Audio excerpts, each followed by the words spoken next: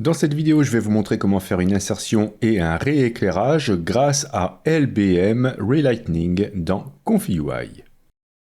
Alors, il y a plusieurs custom nodes pour cela. Vous allez faire une recherche dans Custom Nodes Manager. Vous faites une recherche sur ConfigUI LBM et vous en avez au moins deux. Il y en a encore d'autres. Peu importe celui que vous installerez, vous obtiendrez le même résultat. Celui qui est intéressant, c'est celui-ci. Je vais vous montrer pourquoi. Car il offre deux workflows. Un pour modifier l'éclairage et un autre qui permet d'aller charger des modèles pour faire des maps de profondeur et des normal maps.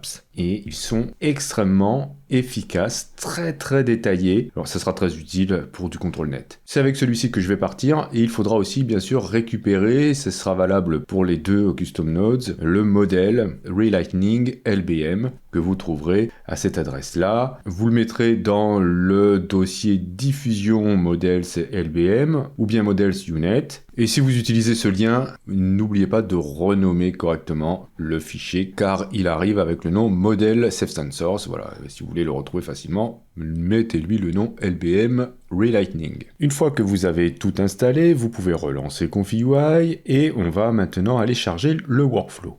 Avec la nouvelle version de ConfigUI, vous pouvez très facilement aller chercher les workflows d'exemples présents avec les custom nodes que vous avez installés. Dans Workflow, justement, vous allez ensuite dans Browse Templates et vous avez ici, dans Custom Nodes, la liste des custom nodes que vous avez installés et vous pourrez aller retrouver le dossier ConfigUI LBM. Si vous cliquez dessus, vous verrez les exemples proposés. Malheureusement, celui qui nous intéresse, c'est celui-ci, et ils se sont trompés, ils ont mis les deux mêmes, donc on va pas passer par là. On va fermer, on va aller dans Workflow encore une fois, mais cette fois-ci, on va cliquer sur Open, et vous allez aller directement dans le dossier Custom Nodes ConfigUI LBM, dans Example Workflows, vous allez récupérer celui-ci. Vous allez cliquer sur l'image et non pas sur le workflow au format JSON. Donc voici le workflow, on va zoomer un petit peu. Voilà, il n'est pas très compliqué. On a un nœud qui nous charge le sujet. On va le détourer pour enlever le fond. On va ensuite combiner cette image-là avec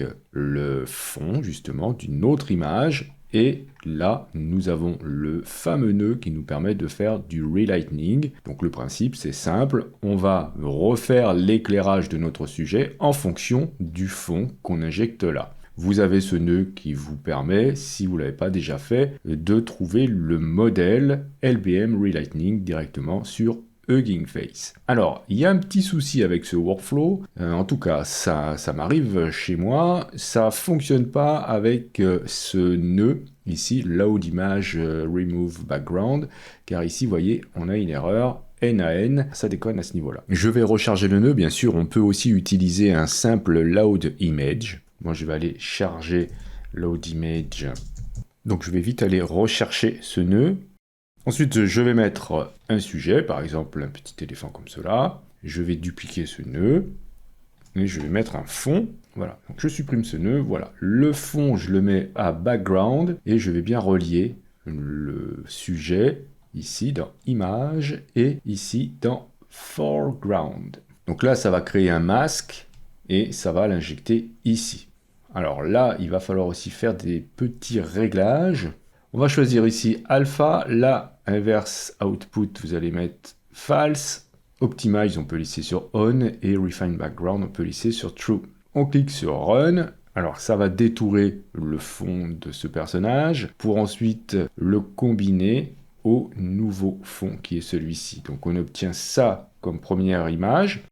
Ok, donc là on a beaucoup de chance hein, parce que le modèle est à peu près positionné correctement et on a ensuite ce nœud là qui va travailler et qui nous offre un relighting. Donc voilà, on peut voir avant, après. Ça a plutôt pas mal fonctionné, sauf que là on avait déjà pas mal de chance puisque c'est à peu près dans le bon sens au niveau de l'éclairage, mais on a eu quand même une correction des couleurs. Bien alors, ça, c'est intéressant, sauf que pour positionner nos éléments dans l'espace, après l'avoir détouré, c'est pas évident.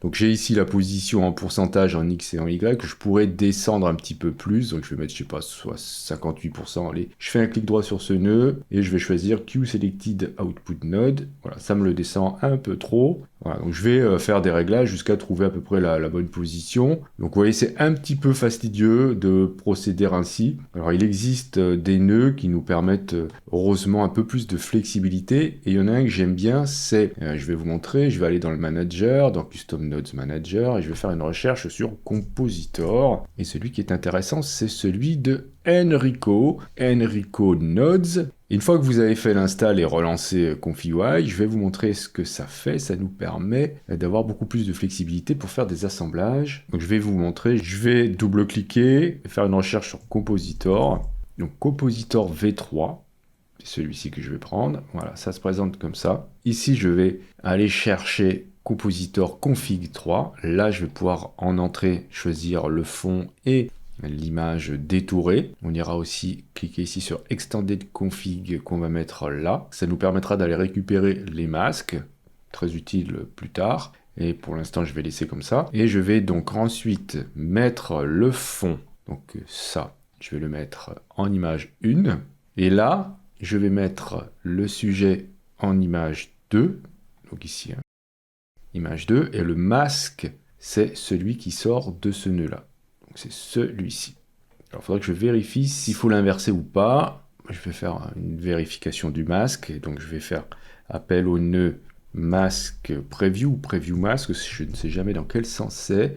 C'est masque preview, je pense. Je vais faire un clic droit dessus. Q selected.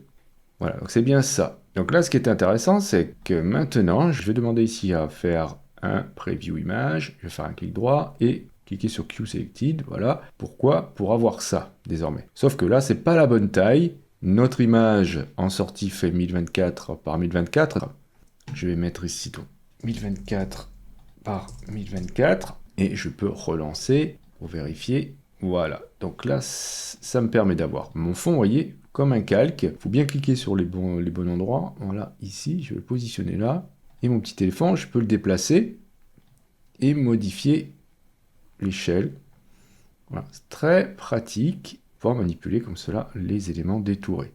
Ensuite, bien ça, je vais l'injecter directement, non pas dans Image Composer, ça je n'en ai plus besoin, je peux le supprimer. Je vais l'injecter directement, donc la sortie là. Voilà, ça nous donne à peu près ça. Bon, c'est pas encore super bien placé. Je vais le déplacer un peu plus comme ça. Voilà. L'angle de la caméra n'est pas tout à fait juste, donc c'est pas évident de trouver des fonds qui vont matcher avec votre image d'origine. Alors il y a tout un tas de possibilités bien sûr pour refaire le fond en fonction de l'angle de vue de la caméra, mais bon, c'est pas l'objet de cette vidéo. Alors, on va voir aussi qu'il y a un autre petit souci, c'est qu'on n'a pas d'ombre portée, projetée, c'est un peu dommage. Donc comment faire? Il faudrait le rajouter, donc ça vous allez le rajouter en faisant du in-painting avec le modèle de votre choix. Là je vais le faire avec Flux, et je vais utiliser Flux Fill. Donc je vais ici faire une recherche sur le nœud Load Diffusion Model. Je vais choisir le modèle Flux Fill, alors en FP8, comme ça ira plus vite. Ensuite, Dual Clip Loader, je vais choisir Clip L et T5 en FP8, de type bien sûr Flux. Je vais utiliser le nœud différentiel diffusion, ça aide quand on a des masques. Ensuite ici, Clip Text Encode pour le prompt positif, qu'on ira remplir tout à l'heure. Ensuite, là, on va sortir avec un Flux Guidance à 30. Il ne nous faut pas de prompt négatif, donc on va sortir ici un Conditioning 0 out. Ensuite, il nous faut le nœud InPaint Model Conditioning. C'est le premier, là. On va mettre positif, négatif. Il nous faut bien sûr le VAE. Load VAE. On prend bien sûr celui de Flux. Et on va sortir avec un K-sampler classique. Positif, positif, latente, etc. Modèle, ici. Voilà, donc c'est vraiment un workflow très simple. N'oubliez pas ici de mettre le CFJ à 1. Et le nombre de steps et tout le reste, vous pouvez laisser par défaut. Je vais mettre en fixed ici au lieu d'être en randomize. Je vais ensuite prendre le nœud load image. Et cette image-là, je vais faire un clic droit dessus pour la copier et je vais la coller ici. Donc je sélectionne le nœud, CTRL V, hop, voilà, je colle mon image. Je vais faire ici un masque, donc clic droit sur l'image, je vais choisir Open in Mask Editor, je vais peindre tout ça. Alors le problème ici, évidemment, c'est que tout ce qui est masqué sera quand même assez modifié. Il nous faut relier image à image, masque à masque, et là, vous allez mettre ce que vous souhaitez. Donc par exemple, là, je vais mettre projection Pink Elephant, et je vais tout grouper pour segmenter les workflows. Donc je sélectionne tout, je fais CTRL-G, hop, voilà, et je vais faire la même chose ici. Je sélectionne tout, CTRL-G, et ça, je vais le bypasser en cliquant ici. Alors pour avoir ça, il faut avoir installé les nœuds RG3. Vous cliquez sur les settings. Et là, vous pouvez demander dans les settings à avoir dans l'entête du groupe les petites icônes qui nous permettent de bypasser ou de muter le groupe. Alors, il faut bien sûr, j'ai oublié de le mettre ici, sortir avec un VAED code et un preview ou un save image en fonction de ce que vous souhaitez faire. Ne pas oublier de relier tout ça. Et on va cliquer sur Run. Alors j'obtiens ce résultat. Donc j'ai bien maintenant une ombre. L'éléphant est bien posé sur un socle, sauf que c'est plus du tout le même que précédemment. Hein, je vous avais prévenu, hein, car on a ici masqué la zone un petit peu franchement, même carrément franchement. C'était peut-être pas nécessaire, je vais vous montrer, je vais faire un clic droit, je vais revenir dans le Mask Editor, je vais faire un clear pour l'effacer, et je vais juste peindre les pattes comme cela. Regardez, maintenant c'est bien mieux, sauf que les pattes ont changé, c'est pas du tout les mêmes. Il faudrait masquer encore plus précisément.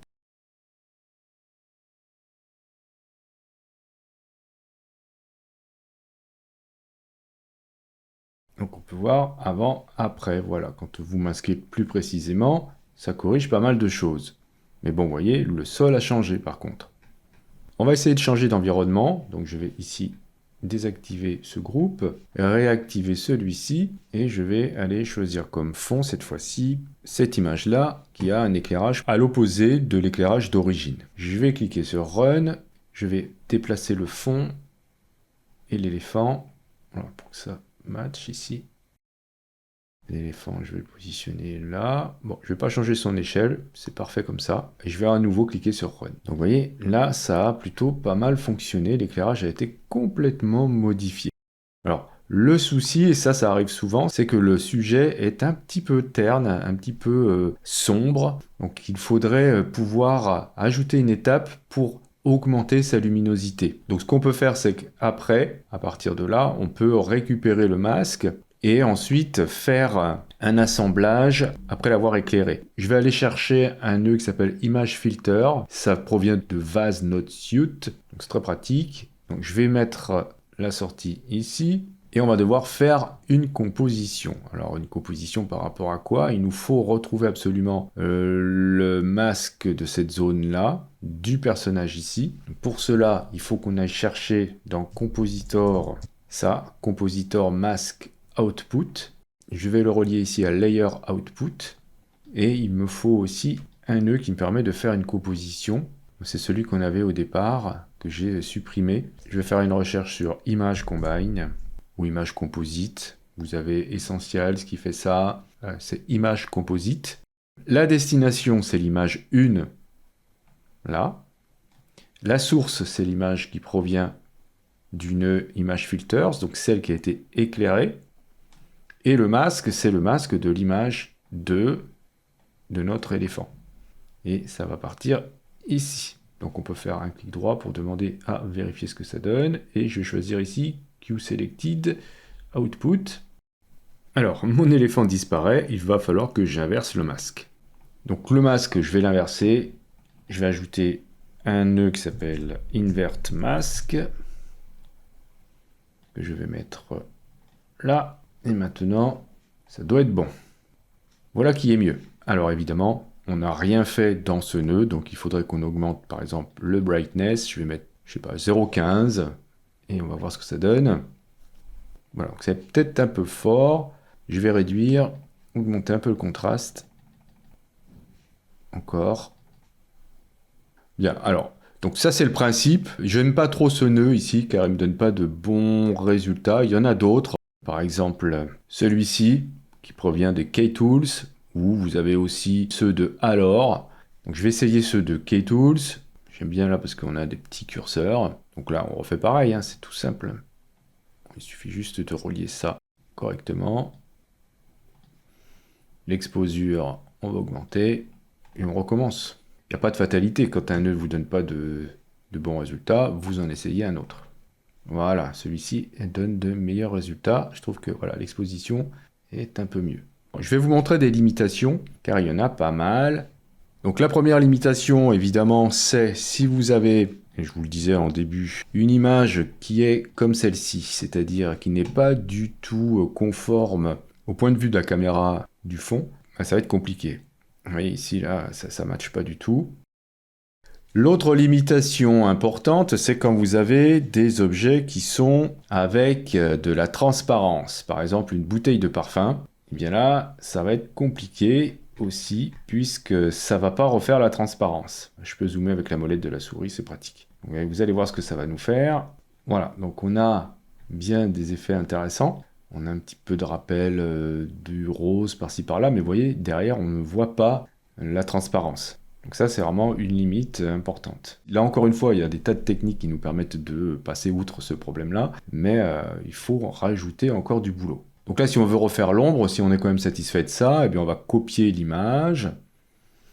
Voilà, copie ici. On va fermer ce workflow. On va se mettre là, on va l'ouvrir. On va coller ici l'image. Et on va faire le masque. Et là, j'aimerais bien que l'ombre de la bouteille soit projetée par ici. Donc, je vais faire quelque chose de très grand. Tant pis si ça dénature un petit peu le sol et tout ça. Je vais valider. Et je vais indiquer ici, non pas Pink Elephant, mais bouteille de parfum. Je ne suis même pas sûr que ce soit nécessaire de le mettre. Et j'obtiens ce résultat, qui est plutôt intéressant. Donc, on peut voir avant l'ombre, après l'ombre. Alors, tout ce qui était masqué, évidemment, a été légèrement modifié, voire carrément même. Si c'est pas hyper important d'avoir exactement le même environnement, voilà, ça peut passer.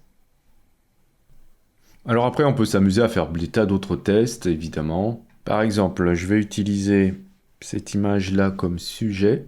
Alors, par contre, c'est du 1408 par 1408. Je vais aller chercher un nœud qui permet de faire des dégradés. Celui-ci est sympa. FL Grad Generator. Voilà, je vais mettre donc la même taille, 1408 par 1408. Et je vais le relier à l'image 1 ici pour générer le fond. Donc ça me donne ça. Je vais la placer par ici. Je vais mettre ici 1408. Je voudrais voir si ça marche avec des images un peu plus grosses. Voilà, j'obtiens ce résultat qui est assez intéressant. Bon. C'est un peu flou le résultat ici. On a donc le bleu qui se projette sur la partie droite et le rouge sur la partie gauche. Il faudra peut-être un peu ajouter de la netteté plus tard. Donc voilà comment on peut rééclairer un sujet avec un nouveau fond grâce à LBM Lighting dans Confi UI.